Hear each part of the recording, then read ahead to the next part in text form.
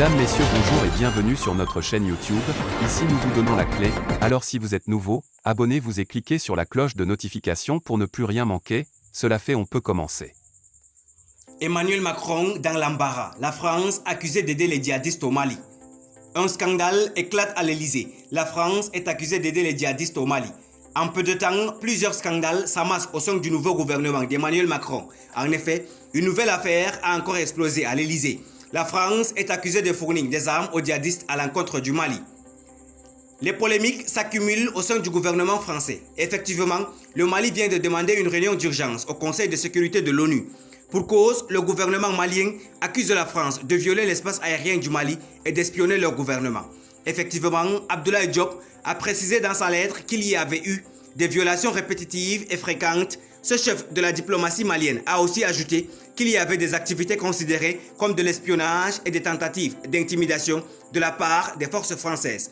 De plus, le gouvernement du Mali déclare qu'il dispose de plusieurs éléments de preuve que ces violations flagrantes de l'espace aérien malien ont servi à la France pour collecter des renseignements au profit des groupes terroristes opérant dans le Sahel et pour leur larguer des armes et des munitions.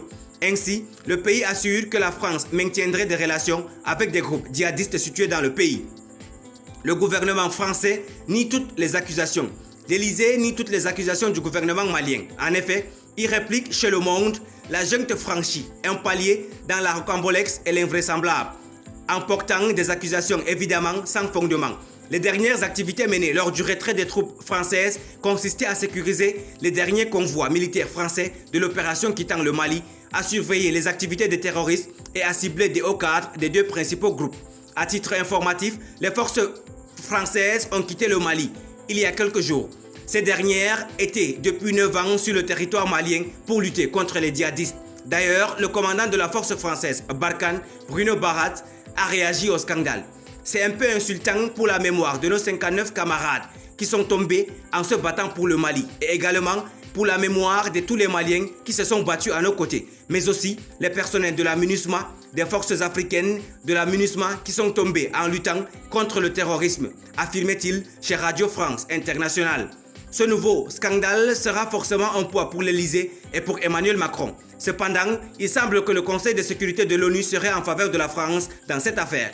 Effectivement, les Nations Unies seraient extrêmement reconnaissantes à la France et aux forces françaises de leur engagement, selon le porte-parole adjoint du secrétaire général de l'ONU, Antonio Guterres. Par ailleurs, le Mali ne fait pas partie des membres du Conseil. Ainsi, sa demande de réunion d'urgence ne sera pas prise en considération dans l'immédiat. En effet, un État membre doit rapporter impérativement sa requête pour que cette dernière soit prise en compte. Merci pour votre aimable attention. Si vous êtes nouveau, n'oubliez pas de cliquer sur la cloche de notification et de vous abonner à la chaîne. Merci, à très bientôt pour une nouvelle vidéo.